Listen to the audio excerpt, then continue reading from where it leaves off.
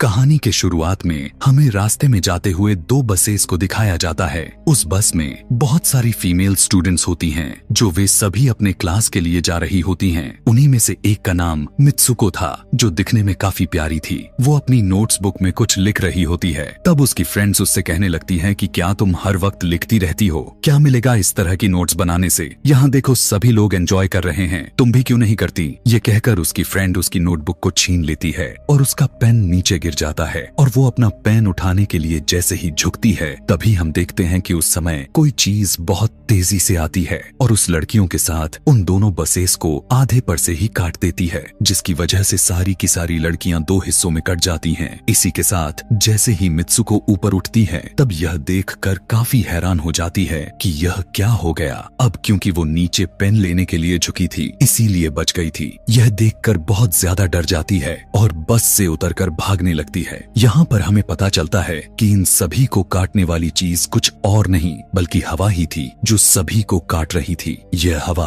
अब मित्सुको के पीछे भी पड़ जाती है। यह देखते हुए मित्सुको चिल्लाते हुए काफी तेजी से भागने लगती है। भागते समय उसे आगे 4 लड़कियां और भी दिखाई देती हैं और वो उन्हें झुकने के लिए कहती हैं, लेकिन काफी देर हो चुकी थी। वो हवा उन्हें भी आधे पर से काट कर चली जाती है। लेकिन उनमें से मित्सुको एक लड़की को बचा लिया था कि तभी इन्हें कुछ साइकिलिंग करते हुए लड़कियां नजर आती हैं, जो कहीं पर जा रही थीं। उन्हें भी ये बचाने की कोशिश करती हैं, लेकिन वो हवा उनके साथ भी वही करता है जो अभी इनके दोस्तों के साथ हुआ। और इसी दौरान वो लड़की भी मारी जाती है, जिसे अभी उस अदृश्य चीज से बचाया था। अब वो यह देखकर काफी डर जाती है और वो इधर उधर भागने लगती है। आगे हम देखते हैं कि मित्सुको जब एक नदी के पास जाती है, तो वो यह देखकर हैरान हो जाती है कि उस नदी में भी पहले से बहुत सारी डेड बॉडीज पड़े हुए थे, जिसने हवा ने यानी उस अदृश्य चीज ने काट दिया था। वहाँ से वो एक डेड बॉडी के कपड़े लेकर चेंज कर लेती है। अगले सीन में हम देखते हैं कि मित्सुको चलते चलते एक स्कूल में पहुंच चुकी है, जहाँ पर और भी बहुत सारी फीमेल स्टूडेंट्स थीं। उनका यूनिफॉर्म मित्सुको के यूनिफॉर्म से काफी डिफरेंट था। यानी यह भी था कि वो तो उनके स्कूल के स्टूडेंट तो नहीं थी कि तभी एक लड़की मित्सुको के पास आती है और उससे कहने लगती है कि तुम कैसी हो? दरअसल देखा जाए तो वो लड़की उसकी बेस्ट फ्रेंड थी, लेकिन मित्सुको उससे पूछती है कि क्या तुम सच में मेरी बेस्ट फ्रेंड हो, क्योंकि उसे कुछ भी समझ में नहीं आ रहा था कि उसके साथ हो क्या रहा है। वो काफी सदमे में थी। यहाँ पर हम यह भी जान पाते हैं कि मित्सुको और उसकी बेस्ट फ्रेंड काफी ज्यादा एक दूसरे को प्यार करती हैं कि तभी वहीं पर तेज हवा चलती है और मित्सुको डर कर बिल्डिंग के अंदर चली जाती है। उसकी बेस्ट फ्रेंड को कुछ भी समझ में नहीं आ रहा था कि ये हो क्या रहा है। वो मित्सुको से पूछने लगती है कि तुम इतना ज्यादा कांप क्यों रही हो और इतना ज्यादा डरी क्यों हो, तुम्हें हो क्या गया है? तब मित्सुको अपने बेस्ट फ्रेंड को सब कुछ बता देती है कि किस तरह से एक हवा का झोंका आया और उसके स्कूल के सभी स्टूडेंट्स को काट कर चली गई। यह सुनकर उसकी दोस्त उसे विंडो के पास ले जाकर उसकी हाथ बाहर निकाल कर कहने लगती है कि ये देखो, ये बस हवा है और कुछ नहीं। यहाँ पर मित्सुको के दिल को कुछ शांति मिलती है और इसे लगने लगता है कि शायद ये मेरा ख्वाब ही हो सकता है। जिसके बाद मित्सुको का बेस्ट फ्रेंड अपने 2 और दोस्तों को लेती है और क्लास को बंद करने का प्लान बनाती है। जैसे ही ये चारों क्लास के बाहर जाने के लिए निकलने ही वाली होती हैं कि तभी वहाँ पर उनकी टीचर आ जाती हैं और उन्हें देख लेती हैं, लेकिन वो चारों वहाँ से भाग जाती हैं। वे चारों भागते भागते एक लेक पर आ जाती हैं। वहाँ पर मित्सुको की बेस्ट फ्रेंड अपने दोनों दोस्तों को भी उसके ख्वाब के बारे में बताती है। तभी उनमें से एक लड़की कहती है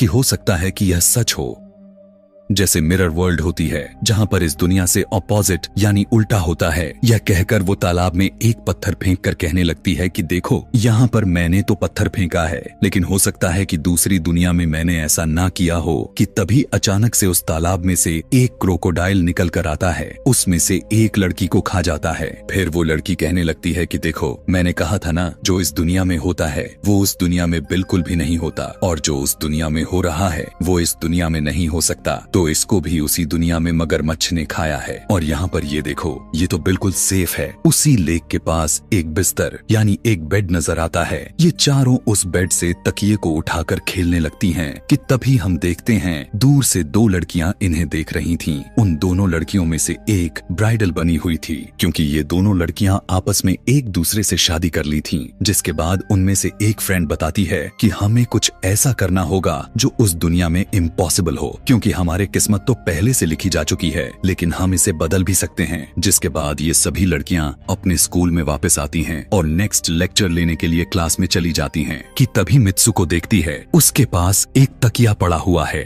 अब जैसे ही वो इस तकिए को उठाने के लिए नीचे झुकती है कि तभी उसकी टीचर पूरे क्लास में गन से फायर करने लगती है और जैसे ही मित्सुको उस तकिए को उठाकर ऊपर देखती है तो उसके क्लास के सभी लड़कियां मारी जा चुकी होती हैं और यहाँ पर एक बार फिर वो बच जाती है जैसे पिछली बार अपने ड्रीम्स में बच गई थी। मित्सुको की टीचर उसके पास आकर कहती है कि तुम्हारी हिम्मत कैसे हो गई, इस क्लास को बंद करने की, तुम्हारा भी मरना तय है। कि तभी उसी वक्त दो लड़कियां और आ जाती हैं और मित्सुको को बचाकर वहाँ से भागने की कोशिश करती हैं, लेकिन एक दूसरी टीचर वहाँ पर आकर उन दोनों लड़कियों को मौत के घाट उतार देती है। अब जितने भी स्टूडेंट्स की जान बच गई थी, मित्सुको उनके साथ बाहर भागने लगती हैं, लेकिन स्कूल की सभी टीचर्स उन सभी लड़कियों पर फायरिंग करने लग जाती हैं। अब यहाँ पर फायरिंग के दौरान सभी लड़कियां जैसे ही वहाँ से बाहर आती हैं, तो यहाँ पर हवा उन्हें काट देती है। यहाँ पर अब मित्सुको यहाँ पर एक बार फिर से अकेली रह जाती है और वो वहाँ से भागकर क्राउड एरिया से होता हुआ पुलिस स्टेशन में जाती है। वो वहाँ पर सब कुछ बताने लगती है। उसकी यह बात सुनने के बाद पुलिस वाली लड़की उससे कहती है कि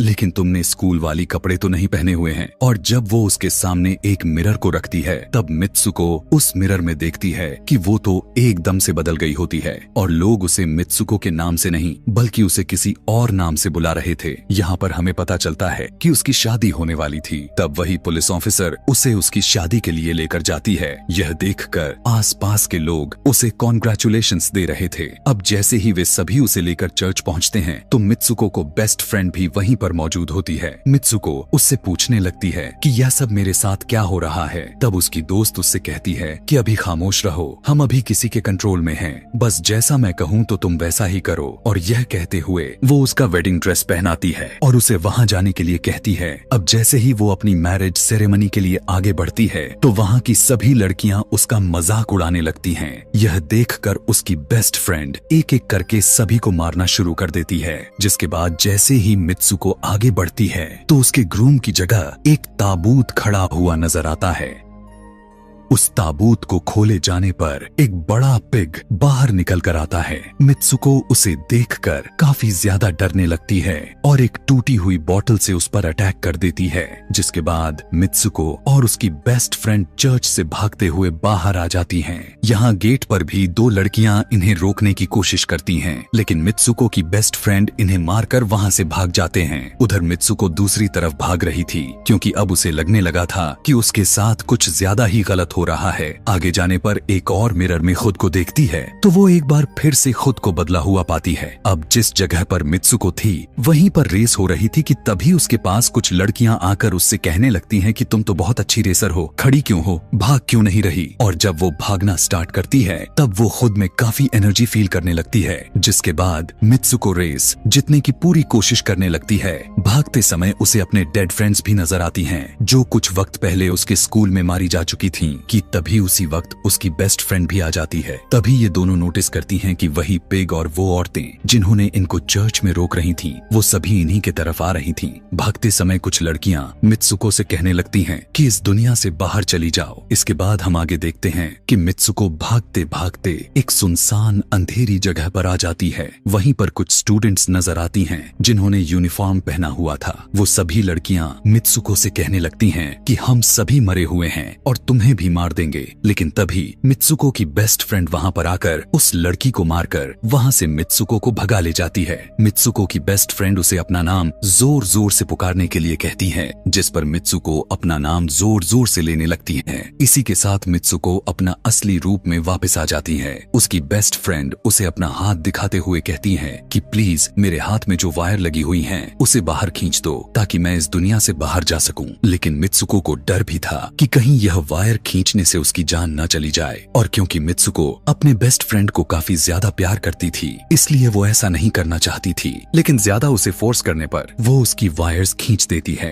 वायर खींचते ही उसकी बेस्ट फ्रेंड की बॉडी दो हिस्सों में बट जाती है और तभी उसी वक्त उसे एक गेट नजर आती है। उस दरवाजे से बाहर आने पर वो देखती है कि अब वो आदमियों की दुनिया में आ चुकी है। वहीं पर उसके पोस्टर्स भी लगे हुए थे। जिस पोस्टर को कुछ लड़के देख रहे थे तभी एक लड़का मित्सुको के पास आकर कहता है कि तुम फ्यूचर में हो। इस बात को सुनते ही वो बेहोश हो जाती है। कुछ टाइम के बाद जब उसे होश आता है तब वो आगे बढ़ती है। तब वो देखती है कि एक बूढ़ा आदमी गेम खेल रहा होता है और उसी गेम में मित्सुको वही कैरेक्टर नजर आती है जो अभी बनी हुई है। मित्सुको को देखते ही बूढ़ा आदमी कहने लगता है कि मैंने ही इस गेम को बनाया है और मैं ही हूँ जो तुम लोगों को कंट्रोल कर रहा हूँ। तुम तो बहुत पहले मारी जा चुकी थी, लेकिन मैंने तुम्हारा डीएनए लेकर तुम्हें फिर से बनाया। मित्सुको को जब यह बात सुनकर उसे पता चल जाता है कि यह एक गेम है तो उसे लगता है कि शायद मैं अभी भी अपने दुनिया में जा सकती हूँ कि तभी उसी समय एक आदमी आता है और मित्सुको को अपने पास बुलाने लगता है। तब वो बूढ़ा आदमी मित्सुको से उसकी आखिरी लेवल को कंप्लीट करने के लिए कहता है। वो आगे बढ़ने लगती है कि तभी मित्सुको को अपने दोस्त की कही हुई बात याद आ जाती है